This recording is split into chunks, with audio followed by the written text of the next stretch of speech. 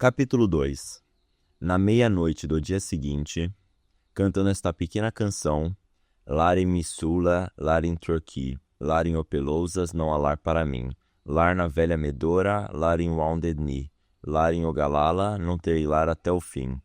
Peguei o ônibus para Washington, matei o tempo dando umas voltas pela cidade, desviei-me do caminho para ver Blue Ridge, ouvir o pássaro de Shenandoah e visitar a tumba de Stonewall Jackson. Ao poente, lá estava eu cuspindo no rio Kanawha e caminhando pela noite caipira de Charleston, na Virgínia Ocidental. À meia-noite, Ashland, no Kentucky, e uma garota solitária sob a marquise encardida de um cinema fechado. O sombrio e enigmático Ohio. Cincinnati ao alvorecer. Então, os campos de Indiana outra vez, e St. Louis, como sempre encoberta pelas grandes nuvens do Vale do Entardecer. Dragas enlameadas e as toras de Montana, barcos a vapor em reforma, sinais antigos e carcomidos, a relva e pedaços de cordas na beira do rio, um poema sem fim, Missouri noite adentro, os campos do Kansas, o gado noturno do Kansas disperso por secretas amplitudes, cidades de caixote com o oceano em cada esquina, alvorecer em Abilene, as pastagens do leste do Kansas transformam-se nos áridos desertos de sua região ocidental, subindo mansamente as colinas da noite do oeste. Henry Glass estava comigo no ônibus. Tinha embarcado em Terre Haute, em Indiana, e agora dizia para mim: "Já contei que odeio essa roupa que estou vestindo, ela é horrível, mas isso não é tudo." Mostrou uns papéis. Acabara de ser libertado da penitenciária federal de Terre Haute. Fora condenado por roubo e venda de carros em Cincinnati. Um jovem de 20 anos, cabelos encaracolados. "Assim que chegar em Denver, vou pendurar esses trapos no prego e arranjarei um par de jeans." Sabe o que fizeram comigo na prisão? Me puseram na solitária como a Bíblia. Eu me sentava nela sobre o chão de pedra. Quando viram o que eu estava fazendo, levaram-na embora e trouxeram outra, de bolso, minúscula. Não podia me sentar nela, então lia de cabo a rabo. Velho e Novo Testamento, Dava-me cotoveladas enquanto mascava balas.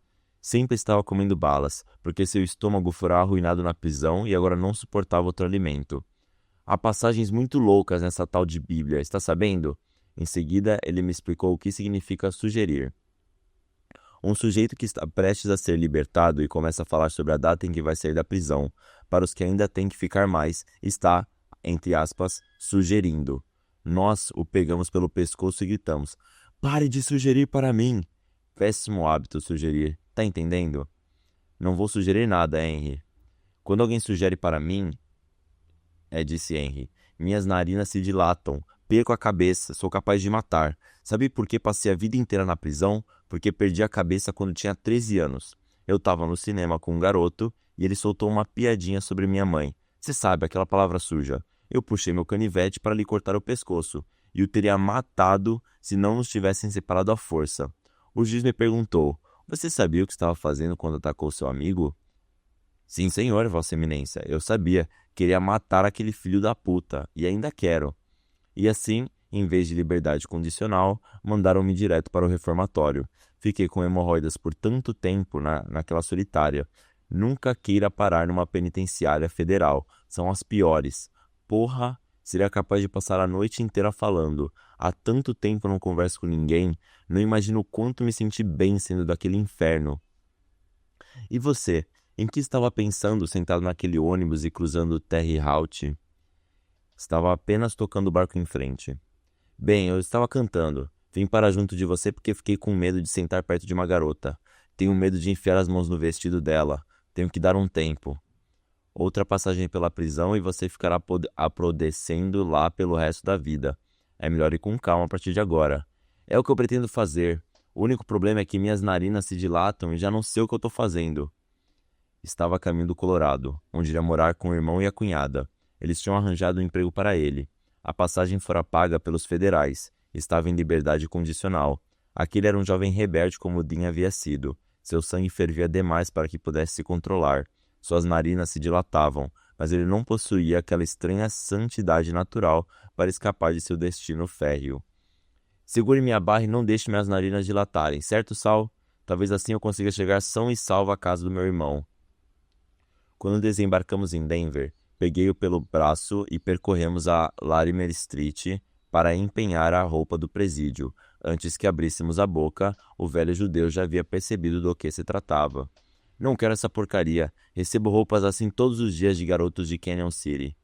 Toda a Larimer Street estava infestada por ex-presidiários, que tentavam vender suas grosseiras roupas listradas, recebidas na porta da prisão, com aqueles trapos enfiados numa sacola de papel sob o braço. Henry desfilou pelas ruas com os jeans novos em folha e uma camisa esporte. Fomos para o velho bar de Dean, o Glenarm. No caminho, ele jogou a roupa numa lata de lixo, e logo telefonamos para Tim Gray. Já era noite. Você? Disse Tim Gray, com uma risadinha. Já estou indo para aí. Em 10 minutos, ele entrou saltitante no bar, junto com Stan Shepard. Ambos haviam viajado pela França, e agora estavam terrivelmente desapontados com a mediocridade de suas vidas em Denver. Logo se apaixonaram por Henry e pagaram cervejas para ele. Ele começou a gastar à torto e à direito o pouco dinheiro que trouxera da penitenciária. Lá estava eu, de volta à amena e escura noite de Denver, com seus becos sagrados e casas malucas. Começamos a rodar os bares da cidade, botecos de West Colfax e bares negros na Five Points. Um passeio de barra pesada da cidade. Havia anos que Stan Shepard estava esperando pela chance de me conhecer, e agora, pela primeira vez, ali estávamos nós com a iminente possibilidade de uma aventura. Sal, desde que voltei da França não tenho a menor ideia do que fazer da vida. É verdade que você está indo para o México? Porra, posso ir com você? Posso conseguir $100 agora, e assim que chegar lá me inscreverei para uma bolsa na Universidade da Cidade do México. Tudo bem, ficou combinado. Stan iria comigo. Era um garoto de Denver, esguio, tímido, com cabelos rebeldes, um largo sorriso de vigarista e gestos lentos e suaves, como Gary Cooper. Porra! Dizia, enfiando os polegares no cinto e trotando pelas calçadas, balançando de um lado para o outro, sempre com leveza. Estava de saco cheio do avô. O velho se opusera à sua viagem à França e agora era contrário à sua ida ao México. Por causa da briga com o avô, Stan estava se transformando num vagabundo que perambula sem destino, pelas calçadas de Denver. Naquela noite, depois de beber tudo o que tínhamos direito em impedir Henry de dilatar as narinas no Hot Shoppy, na Colfax, Stan se arrastou para o quarto de Henry no hotel de Glenarm, decidido a passar a noite lá. Merda! Não posso nem sequer chegar tarde em casa. Meu avô começa a brigar comigo, e depois investe contra minha mãe. Juro, Sal, tenho que cair fora de Denver, senão eu vou acabar pirando. Bem, fiquei na casa de Tim Gray e mais tarde Baby Rawlins arranjou um quartinho bem transado num subsolo para mim. Nós nos reuníamos lá em festanças noturnas que se repetiram durante uma semana inteira. Henry sumiu, foi para a casa do irmão e jamais voltamos a vê-lo. Jamais soubemos se alguém tinha sugerido para ele desde então, ou se ele voltou a ser encarcerado em grades de ferro ou se continua livre, agitando loucamente pela noite. Tim Gray, Stan, Baby e eu passamos uma semana inteira de tardes magníficas nos maravilhosos bares de Denver, onde as garçonetes vestem slacks justos e circulam com olhares tímidos e apaixonados, não aquele tipo de garçonete carrancuda e abrupta, mas garçonetes que se apaixonam pelos clientes e mantêm casos breves e explosivos, e se ofendem, suam e sofrem de bar em bar. Durante as noites dessa mesma semana, íamos ouvir jazz no Five Points e nos embebedávamos em 2 bairros negros, tagarelando até às 5 da manhã em meu quarto subterrâneo. O sol do meio-dia geralmente nos encontrava estendidos na grama do quintal de Baby, entre crianças de Denver que brincavam de mocinho e bandido e se atiravam sobre nós, saltando da copa da cerejeira em flor.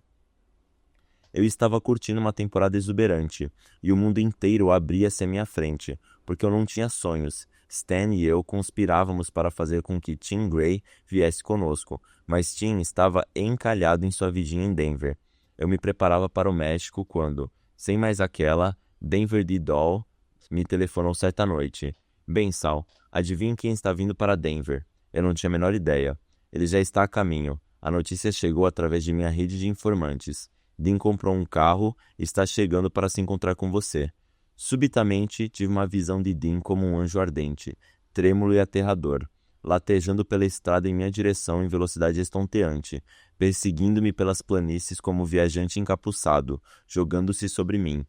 Vi sua face gigantesca e determinada acima da pradaria, com um esgar louco e olhos flamejantes. Vi suas asas, vi seu velho calhambeque, cujas rodas desprendiam milhares de furiosas faíscas. Vi o rastro incandescente que elas deixavam, marcando sua trilha. Na verdade, elas definiam o próprio trajeto, por entre o milharal, através das cidades, destruindo pontes e secando os rios. Aproximava-se do oeste como uma onda de furor, como a ira em si. Sabia que Dean havia pirado outra vez. Não havia mais possibilidade de mandar dinheiro para suas mulheres, se ele sacara suas economias do banco para comprar aquele carro. Queimar as pontes, simplesmente. Atrás dele fumegavam ruínas lúgubres.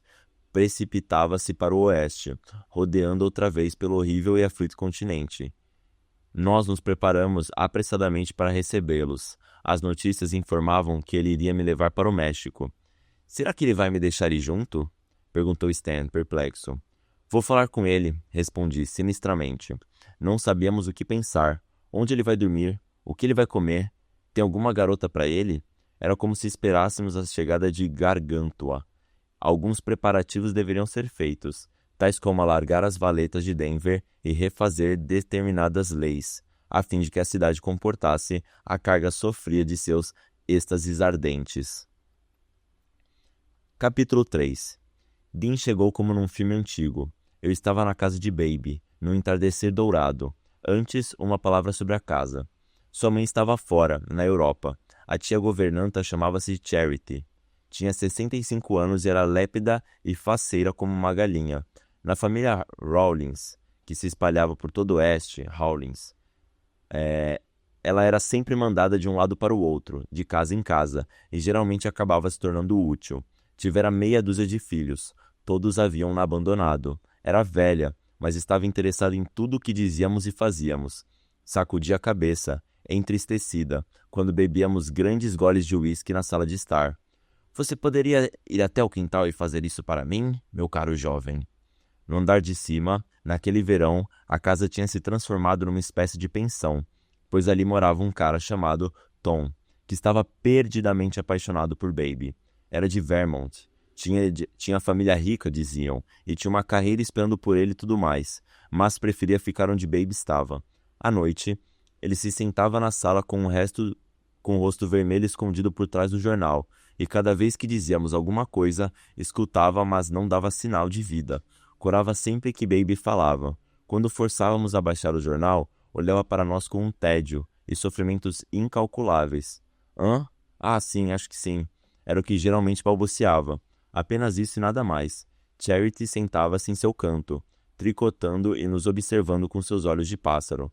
Sua tarefa era agir como uma verdadeira governanta. Estava ali para impedir que disséssemos palavrões. Baby ficava sentada no divã, sorridente e debochada. Tim Gray, Stan Shepherd e eu ficávamos atirados nas poltronas. O pobre Tom passava por sua sessão de tortura noturna. De repente, levantava-se e, bocejando, dizia: Bem, mais uma noite, mais $1, durmam bem. E desaparecia escada acima. Baby não lhe dava a menor bola, não se interessava por ele como amante. Estava apaixonada por Tim Gray. Como uma enguia, ele escapulia das investidas dela. Quando estávamos sentados exatamente assim, numa tarde ensolarada, à espera do jantar, Dean estacionou seu carro aos pedaços diante da casa e saltou, vestido num terno tweed, sobre o qual um colete com corrente para o relógio. Hup, hup! Ouvi lá fora, na rua. Ele estava com Roy Johnson, que acabara de voltar de Frisco com sua mulher Dorothy, e estava morando em Denver outra vez. Dunkel e Galatea Dunkel também. O mesmo com Tom Snark.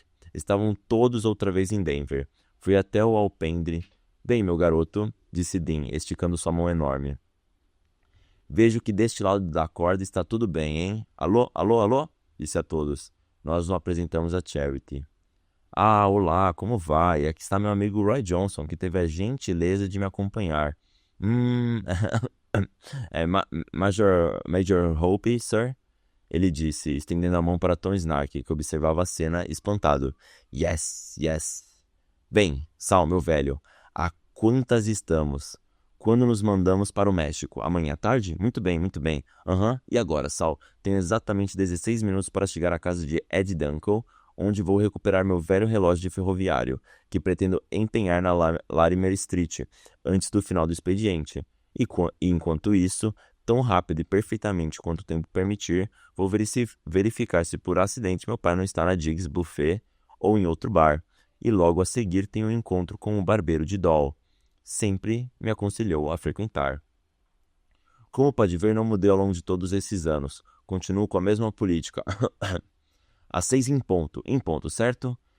Quero que você esteja exatamente aqui, porque vou passar correndo para apanhá-lo como uma rápida passagem pela casa de Roy Johnson para ouvir Gillespie e outros discos variados do bop. Uma hora de desconcentração antes de qualquer outro agito noturno que você, Jim, Stan e Baby possam ter planejado para hoje, independentemente de minha chegada aqui, que, incidentalmente, ocorreu há 45 minutos no meu velho Ford 37, que vocês podem ver estacionado ali fora. Aproveitei também para dar uma parada em Kansas City, para ver meu primo, não Sam Brady, o mais moço. Enquanto ele falava tudo isso, ia rapidamente trocando de roupa. Tirou o paletó e ficou apenas com a camiseta. Transferiu seu relógio para outra calça, no vestíbulo da sala, fora da vista dos outros, e tirou roupas do fundo de seu velho e desgastado baú. Inês? Perguntei. O que aconteceu em Nova York? Oficialmente, Sal, viajei para conseguir um divórcio no México, mais barato e rápido do que qualquer outro, até que enfim consegui a concordância de Camille. E estava tudo bem, tudo está ótimo, tudo está certo. Sabemos que não há o menor motivo de preocupação, certo, Sal? Bem, tudo certo. Estou sempre pronto para seguir Dean e acabamos concordando com os novos planos. Preparamo-nos para a grande noite que se aproximava, e foi uma noite inesquecível. Havia uma festa na casa do irmão de Ed Dunkel. 2 de seus outros irmãos eram motoristas de ônibus. Sentiam-se estupefatos com tudo o que estava acontecendo. Fora servida uma ceia fantástica, doces e drinks. Ed Dunkel parecia próspero e feliz. Bem, você está com Galatea agora? Sim, senhor, respondeu Ed. Claro que sim. Estou prestes a ingressar na Universidade de Denver. Eu e Roy, sabia? Para estudar o quê? Sociologia e todo esse campo, entende? Porra, a cada dia que passa, Dean fica mais louco, não acha? Sem dúvida, sem dúvida. Galatea Dunkel estava lá. Queria conversar com alguém, mas Dean era o dono da festa. Ficava representando em frente a Shepard. Tim, Baby e eu. Estávamos sentados nas cadeiras da cozinha, de costas para a parede. Ed Dunkel rondava nervosamente atrás dele. Seu pobre irmão fora jogado para segundo plano. Hup, hup, dizia Dean, puxando sua própria camisa, alisando a barriga, pulando sem parar. Bem, é o seguinte, estamos todos juntos agora, e os anos se desenrolaram separadamente para cada um de nós. E, no entanto, vocês percebem que ninguém mudou profundamente. Isso é verdadeiramente impressionante. A durabilidade... E para provar isso, tenho aqui um baralho com o qual posso prover com bastante exatidão todos os acontecimentos futuros. Era o baralho pornográfico. Dorothy e Roy Johnson estavam sentados em seu canto, rígidos. Então, de repente, Dean ficou calmo e quieto e veio sentar-se numa cadeira da cozinha entre Stan e mim. Ficou olhando fixamente para a frente, empedernido num assombro canino, sem prestar atenção a ninguém, simplesmente tirando o time de campo por um instante para adquirir mais energia. Se o tocassem, ele balançaria como um rochedo suspenso à beira de um precipício. Podia rolar montanha abaixo, arrebentando tudo que cruzasse seu caminho, ou balançar como uma simples rocha. Então, o rochedo explodiu, transformado em flor, e seu rosto se iluminou como um sorriso encantador. Ele olhou ao redor como um homem que desperta de um sono. Hibernal, e disse, olhe só quanta gente simpática ao meu redor. Não é ótimo, Sal? Bem, como eu estava contando a mim outro dia desses, sim. Levantou-se e atravessou o quarto, de mão estendida para um dos motoristas de ônibus que estava na festa. Como vai? Meu nome é Dean Moriarty. Sim, eu me lembro bem de você. Tudo em ordem? Ótimo, ótimo. Olha só que bolo maravilhoso. Posso comer um pouquinho? Só eu. Um miserável como eu? A irmã de Ed disse que sim.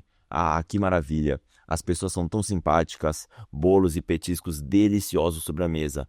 Tudo por amor a essas pequenas e doces alegrias momentâneas. E petiscos refinados. Sim. Excelente, esplêndido. E ele ficou no meio da sala, trôpego, comendo seu bolo e olhando para todos com espanto. Tudo o que via o surpreendia. As pessoas conversavam em grupos espalhados pela sala, e ele disse: "Tudo bem, tá certo." Um quadro na parede chamou sua atenção, deixando-o teso, imóvel, rígido. Aproximou-se para ver melhor. Recuou. Parou. Deu um salto. Queria observá-lo de todos os ângulos e alturas possíveis. Arrancou a camiseta de tão excitado. "Porra!" Não fazia ideia da impressão que estava causando na sala, mas de qualquer maneira não se importava com isso. As pessoas começaram a encarar Dean com sentimentos maternais e paternais estampados em seus rostos.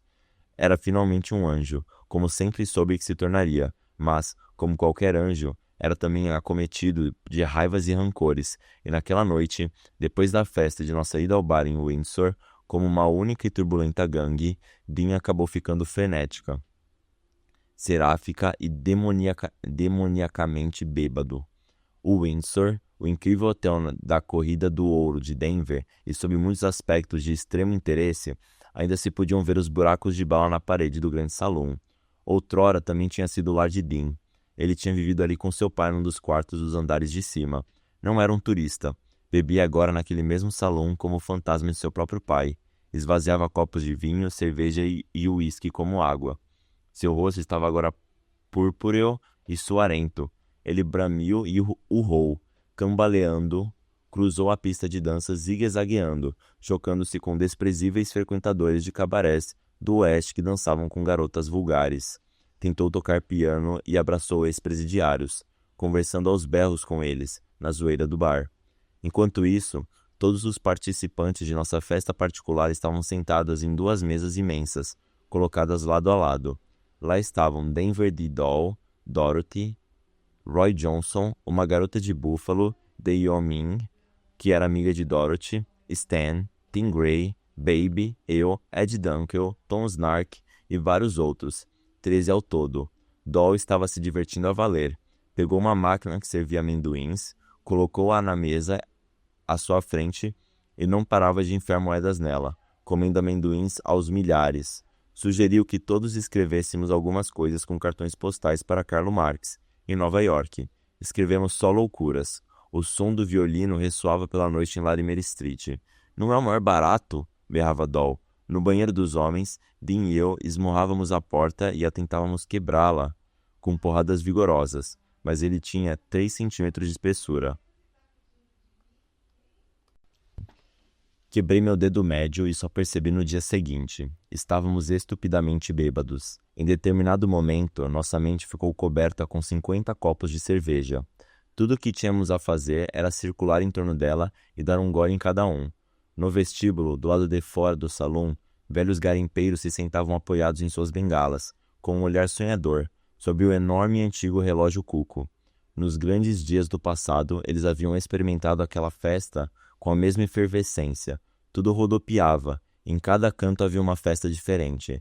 Aconteceu uma festa até mesmo num castelo para o qual fomos todos nós, menos Dean, que desaparecera. Nesse castelo sentávamos-nos numa távola enorme do hall e conversávamos aos gritos. Havia piscinas e grutas no jardim.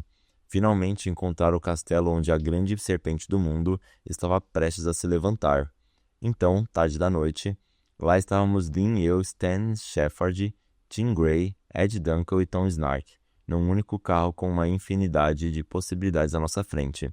Fomos para o bairro mexicano, para o Five Points, demos todas as voltas possíveis. Stan Shepherd estava tão louco que cabia em si de satisfação, que não cabia em si de satisfação. Ficava gritando: "Porra! São todos uns filhos da puta!" num tom de voz agudo, batendo os joelhos. Dean estava encantado com ele. Repetia tudo que o outro dizia. Bufava e enxugava o suor que lhe escorria pelo rosto.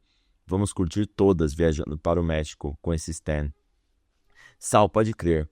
Era nossa última noite na sagrada Denver, e ela transcorreu vibrante e inesquecível.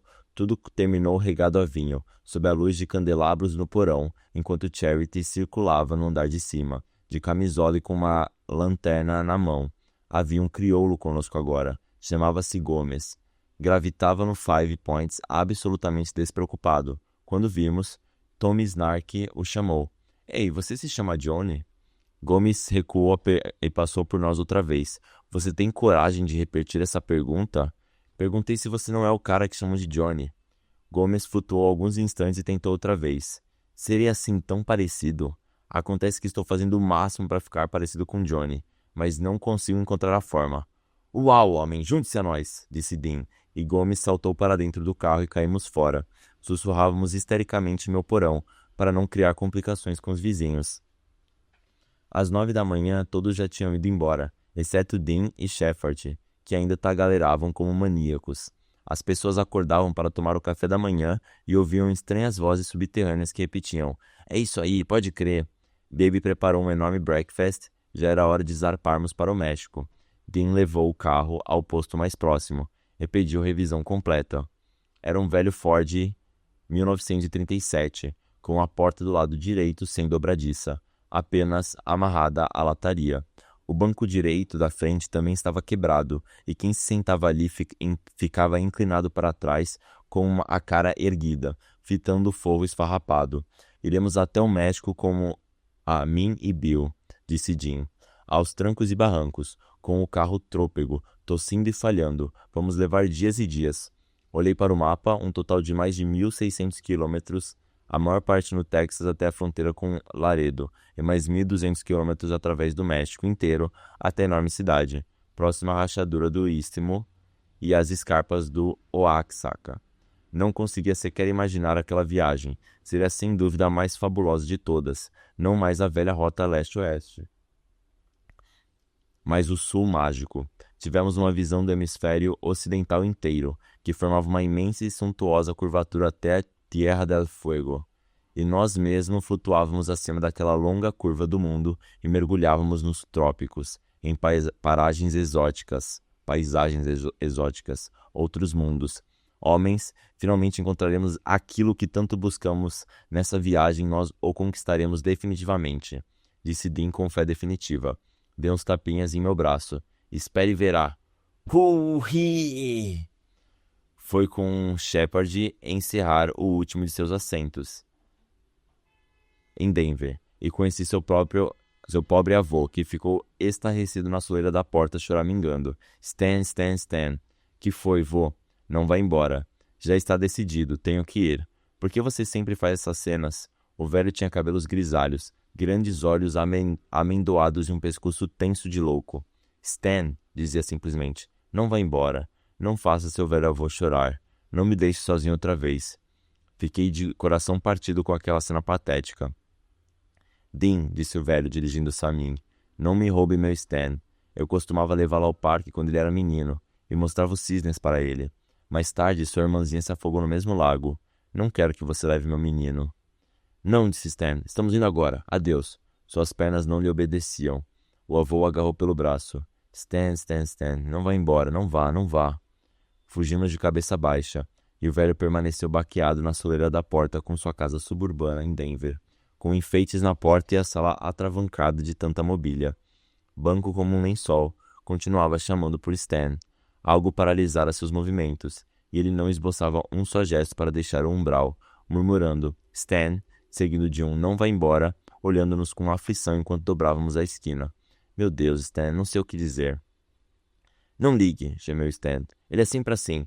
Encontramos a mãe de Stan num banco, onde ele estava sacando dinheiro para o filho. Era uma mulher encantadora, de cabelos brancos, mas de aparência ainda bastante jovem. Ela e o filho ficaram parados sobre o chão de mármore do banco, conversando em surdina. Stan vestiu uma roupa leve, com blusão e tudo, e sem dúvida parecia mesmo a caminho do México. Abandonaria sua doce existência em Denver para partir com Dean como um fogoso principiante. Dean dobrou a esquina gingando a passos largos e os encontrou na hora combinada. A senhora Shepherd insistiu em nos pagar um café. Cuidem bem do meu Stan, disse ela. Pode acontecer de tudo naquele país. Cuidaremos todos uns dos outros, falei. Stan e a mãe saíram caminhando à frente, enquanto eu e o maluco do Dean seguíamos atrás. Dean falava nas inscrições gravadas nas portas dos banheiros do leste e do oeste. São completamente diferentes. No leste escrevem piadas e anedotas estúpidas, e referências óbvias, dados escatológicos simplórios e desenhos medíocres. No oeste, as pessoas escrevem seus nomes. Red O'Hara, Blufftown, Montana, esteve aqui. A data, tudo muito solene, como, digamos, Ed Dunkel. E a razão dessa diferença é a enorme solidão que tudo modifica, assim que se cruza o Mississippi. Bem, à nossa frente estava um sujeito solitário. A mãe de Shepherd era uma mulher adorável, mas odiava ver o filho partir. No entanto, sabia que ele tinha que ir. Percebi que ele queria era fugir do avô. Ali estávamos os três. Dean procurava pelo pai. O meu estava morto. Stan fugia do avô, e juntos mergulhávamos na noite americana. Beijou a mãe entre a multidão apressada da 70, da 17. Ela entrou num táxi e acenou com a mão para nós. Adeus, adeus. Fomos de carro até a casa de Baby e demos tchau para ela. Tim iria de carro conosco até sua casa, na periferia da cidade. Baby estava linda naquele dia, com seu cabelo longo, loiro e sueco, suas sardas que resplandeciam ao sol. Parecia-se exatamente com a garota que fora na infância. Seus olhos estavam nublados. Talvez viesse nos encontrar mais tarde, ela e Tim, mas não apareceram. Adeus, adeus. Zarpamos. Deixamos Tim Gray no sítio dele, na pradaria à saída da cidade. Voltei os olhos para observá-lo. O Stan e o Tim Gray com uma mão apoiada no varal de secar roupa, ficando para trás até sumir tragicamente na distância, na longura das planícies. Apontávamos nosso ruidoso focinho em direção ao sul, dirigindo-nos a Castle Rock, no Colorado. O sol já caía enorme e vermelho, e as rochas das montanhas, viradas para o oeste, lembravam as paredes de uma cervejaria do Brooklyn, num crepúsculo de novembro. Lá em cima, nas sombras púrpuras da rocha, via-se alguém caminhando. Alguém que não podíamos ver, talvez aquele velho de cabelos brancos que eu pressentira nos picos, anos antes. Zacatecas Jack. Mas ele se aproximava cada vez mais de mim, pelas minhas costas, e Denver, como a cidade de sal, ia se dissolvendo no ar até sumir de vista. Capítulo 4. Estávamos em maio. Como podiam as tardes amenas e familiares do Colorado, com suas fazendas e diques de irrigação e pequenos vales sombrios, lugares onde a molecada vai nadar, produzir um inseto como o que picou Stan Shepherd? Seu braço estava apoiado na janela, e seguíamos em frente conversando animadamente, quando o inseto pousou em seu braço, fincando o ferrão e fazendo-o soltar um grito. Surgira do fundo de uma ensolarada tarde americana. Stan puxou o braço para dentro e arrancou o ferrão, e em poucos minutos seu braço começou a inchar e a doer. Dean e eu não conseguíamos compreender como aquilo acontecera. A única coisa a fazer era esperar e ver o inchaço diminuir. Ali estávamos nós, a caminho das desconhecidas terras ao sul, depois de deixar a pobre e envelhecida cidade natal da nossa infância, quando um estranho, exótico e febril inseto se levantou de pântanos misteriosos e corrupções desconhecidas para inocular o temor em nossos corações. O que foi isso? Nunca ouvi falar de um inseto para essas bandas, capaz de produzir um inchaço como esse. Merda! Aquilo parecia um mau agouro, e fez com que toda a nossa viagem parecesse sinistra e amaldiçoada. Seguimos em frente. Apesar de tudo, o braço de Stan piorou. Paramos no primeiro hospital, onde lhe aplicaram uma injeção de penicilina. Passamos por Castle Rock e entramos no Colorado Springs com o mando da noite. A enorme sombra do Pico Pike agigantava-se à nossa frente.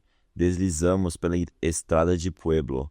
Pedi carona milhares e milhares de vezes nessa estrada, disse Dean. Certa noite escondi-me exatamente ali, atrás daquela cerca de arame farpado, e fiquei subitamente aterrorizado, sem razão aparente. Decidimos que todos contariam suas histórias, mas um por um, e Stan seria o primeiro. Temos um longo caminho pela frente, perambulou Dean. Portanto, deve se esforçar e agir com todo o cuidado e indulgências possíveis, tratando de relembrar cada mínimo detalhe que puder, e ainda assim não conseguirá contar tudo.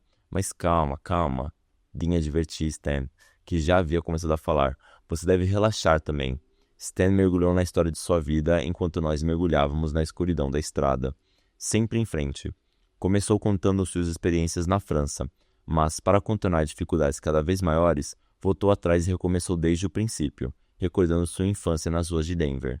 Ele e Dean conversaram sobre a época que se viam, zunindo de bicicleta pelas calçadas. Tem um lance que você se esqueceu, tenho certeza. A garagem Arapahoe, lembra? Joguei a bola até você, que a rebateu para mim com o punho, e ela foi cair no bueiro, lembra? No tempo em que estávamos no primário, recorda? Stan estava trêmulo e febril. Queria contar absolutamente tudo para Dean. Agora, Dean era o árbitro, o ancião, o juiz, o ouvinte, que aprovava, escutava e assentia. Sim, sim, prossiga, por favor. Cruzamos Walsenburg e, subitamente, passamos também por Trinidad, onde, em algum lugar à beira da estrada, em frente a uma fogueira, num acampamento cercado por um bando de antropólogos, Chad King, como outrora, estaria contando também a história de sua vida. Sem sequer imaginar que naquele exato instante estávamos passando pela estrada, a caminho do México, contando nossas próprias histórias. Ah, triste noite americana! Enfim, estávamos no Novo México, beirando as rochas arredondadas de Raton, paramos numa cantina, famintos até o âmago do estômago, loucos por um hambúrguer. Enrolamos alguns em guardanapos, guardando-os para comê-los no outro lado da fronteira. O estado do Texas inteiro se espalha verticalmente. À nossa frente é sal, disse Dean. Da outra vez, nós o cruzamos horizontalmente. A distância é mais ou menos a mesma. Dentro de poucos minutos, estaremos no Texas, e amanhã, a essa mesma hora, ainda não teremos saído dele, mesmo dirigindo sem parar. Pense nisso, homem. Seguimos em frente. Através da imensa planície noturna, vimos a primeira cidade do Texas, Dalhart, pela qual eu já passara em 47. Estendia-se cintilante acima do chão negro da terra. Ao luar, a terra inteira não passava de ermos e charnecas. A luz estava agora no horizonte. Ela subiu, cresceu e enferrujou-se, empalideceu e sumiu atrás do nosso carro. A estrela da manhã surgiu, e o orvalho começou a gotejar no para-brisa. Lá íamos nós, rolando. Depois de Dalhart, casas caixote que formavam uma cidade insignificante, e as moscas. Deslizamos até Amarillo, onde chegamos de manhã, circulando entre relvas agitadas ao sabor do vento, que não muito tempo antes ondulavam entre tendas de pele de búfalo. Agora havia postos de gasolina e jukebox novas em folha, modelo 1950, com enormes ornamentações na fachada e aberturas ávidas por moedas de 10 centes. A música pavorosa. Em todo o percurso desde Amarillo até Childress, Dean e eu esmagamos Stanley com os enredos intermináveis de todos os livros que havíamos lido nos últimos anos. Fora ele quem pedira, queria aprender. Em Childress, sob o sol escaldante, dobramos diretamente rumo ao sul, por uma estrada sem importância, avançando vertiginosamente entre extensões abismais em direção a Paducah, Guthrie, Abilene, no Texas. Dean precisava dormir. Stan e eu nos sentamos no banco da frente e dirigimos. O velho carro aquecia, arfava, arrefecia, e imensas rajadas de vento arenoso sopravam sobre nós, vindas do trêmulo espaço desértico e bruxuleantes. Stan foi em frente, contando histórias sobre Monte Carlos e Cagnes-sur-Mer, e sobre lugares límpidos e azulados próximos a Menton, onde pessoas morenas circulam entre paredes claras de alvas construções. O Texas é inconfundível. Entramos lentamente em Abilene e despertamos para o olhar da cidade. Uau! Imagine só viver nesse lugar, e milhares de quilômetros de qualquer cidade grande. Hup Hup! A velha cidade de Abilene, onde ficavam vacas e chafurdavam as galochas e se bebia sem parar. Ei, vocês, cuidado aí! Berrou Dean, com a cabeça para fora da janela e a boca contorcida como H.W.C. Fields. Pouco estava ligando para o Texas ou para qualquer outro lugar. Texanos de rosto avermelhado não deram a menor bola para Dean e continuaram percorrendo apressadamente suas calçadas. Escaldantes. Paramos para comer numa estrada ao lado sul da cidade. O crepúsculo parecia a 1 milhão de quilômetros de distância quando prosseguimos rumo a Coleman e Brady. O coração do Texas, um ermo interminável de moitas espinhosas e aridez, com uma casa ocasional aqui, outra ali, na margem de um rio sedento, e desvios esburacados e poeirentos de 80 quilômetros e um calor asfixiante. O Velho México e seus adobes estão muito distantes ainda, disse Dean com uma voz sonolenta, no banco traseiro. Portanto, continuem metendo bronca, garotos, e ao amanhecer estaremos beijando senhoritas, porque esse velho Ford roda mesmo, desde que saibam lidar com ele, com exceção da parte traseira, que está prestes a cair, mas não nos preocupemos com isso até chegarmos ao nosso destino, e voltou a dormir. Peguei a direção e dirigi até Fredericksburg. E ali estava eu outra vez, cruzando o velho mapa exatamente no mesmo lugar onde Marilu e eu ficamos de mãos dadas, numa manhã nevada de 49. E onde estava Marilu agora? Toque, amigo, gritou Dean num sonho. Aposto que ele sonhava com um jazz de Frisco, ou talvez com um mambo mexicano, que estava à nossa espera. Stan não parava de falar. Dean lhe dera corda na noite anterior, e agora ele desembestara. Naquele instante estava na Inglaterra relatando as aventuras por que passara na estrada inglesa, entre Londres e Liverpool, com cabelos longos e as calças rasgadas, e estranhos caminhoneiros britânicos conduzindo pelas penumbras do vácuo europeu. Estávamos todos com os olhos vermelhos, por conta do vento arenoso do velho Texas. Sentíamos um frio na barriga, todos nós, porque sabíamos que estávamos cada vez mais perto, ainda que lentamente. O carro gemia, arrastando-se a uns 60 km por hora, num esforço supremo. A partir de Fredericksburg, iniciamos a descida do grande platô do oeste. Insetos chocavam-se contra nosso para-brisa. Estamos entrando no território do calor, rapazes. A terra dos ratos do deserto da tequila. E é a primeira vez que mergulho tão longe assim no sul do Texas, disse Dean encantado. Puta merda! É aqui que meu velho vem passar o inverno. Ah, vagabundo esperto! De repente, fomos envolvidos por um calor absolutamente tropical, no sopé de uma colina de 8 quilômetros de comprimento, e no topo dela vislumbramos o tremeluzir lento e ritmado da velha San Antônio. A sensação era de que tudo aquilo, na verdade, ficava em território mexicano. As casas à beira da estrada eram diferentes, os postos de gasolina, velhos e mal cuidados, a iluminação mais escassa. Extasiado, Dean pegou o volante e nos conduziu até San Antônio.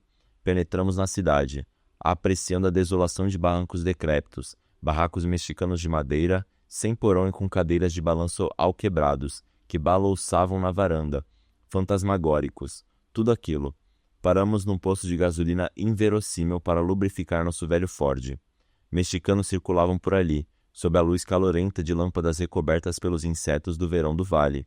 Aproximavam-se do balcão refrigerado e pegavam cervejas, atirando as moedas para o empregado.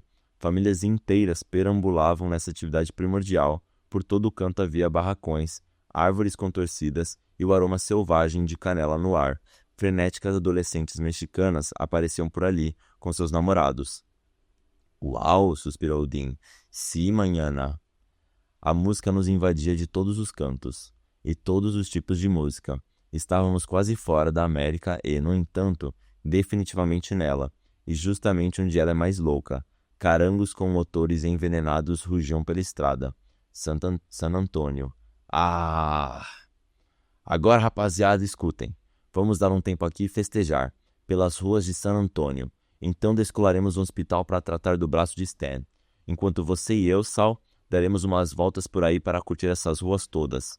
Olhem só quantas casas do outro lado da rua, dá para ver o que está se passando na sala da frente. Aquelas filhas todas deitadas no sofá, melindrosas, lendo a True Love. Vamos nessa!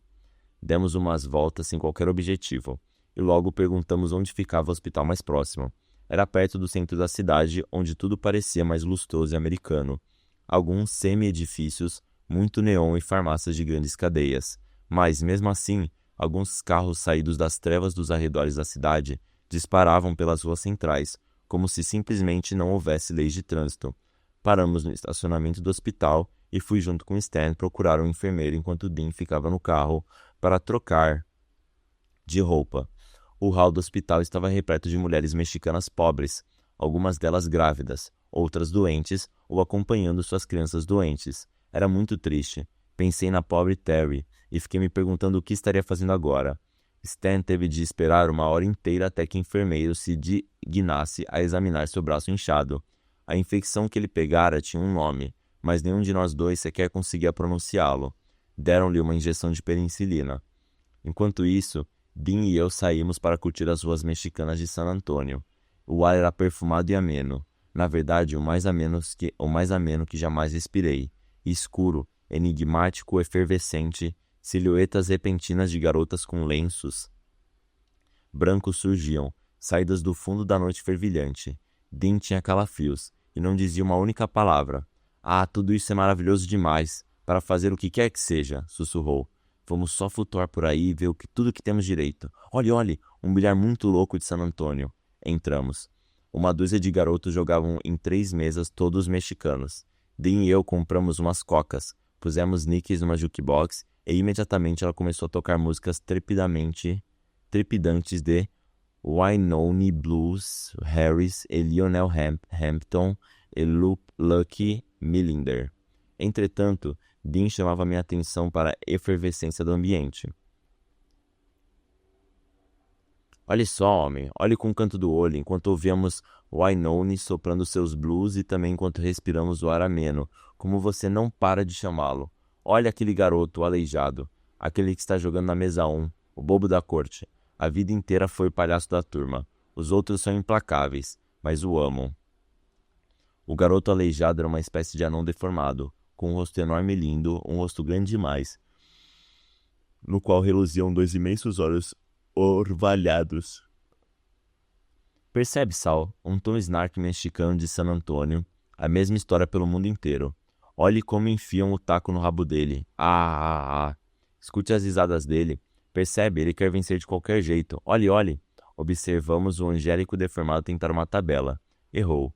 Os outros gargalharam. Cara, balbuciou Dean. Continue olhando. Agarraram um anão pelo pescoço e o giraram vamos, o cheiro de bilhões de tortilhas fumegantes sob o manto abafado da noite. Não tínhamos a menor ideia de como seria o México realmente.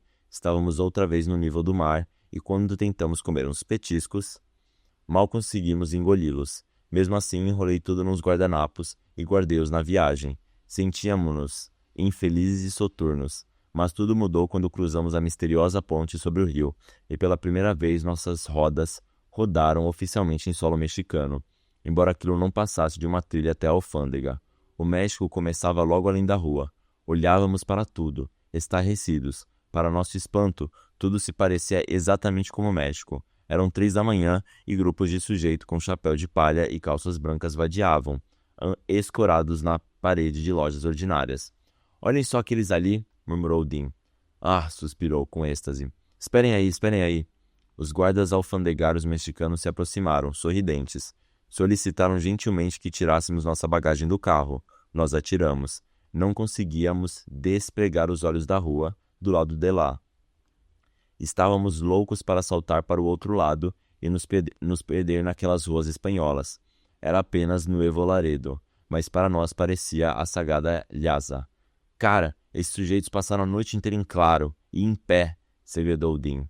Apressamo-nos em regularizar nossos papéis. Fomos aconselhados a não beber água da torneira, agora que havíamos cruzado as fronteiras. Os mexicanos examinaram nossas bagagens indolentemente. Não tinham a menor aparência de guardas fronteiriços. Eram meigos e indolentes. Dean não conseguia parar de encará-los. Virou-se para mim. Olha só como são os policiais neste país. Parece um sonho. Então chegou a hora de trocar dinheiro. Vimos grandes pilhas de peso sobre uma mesa e aprendemos que 8 deles equivaliam a $1 americano, mais ou menos. Trocamos quase toda a grana e, deliciados, recheamos nossos bolsos com grandes maços de notas.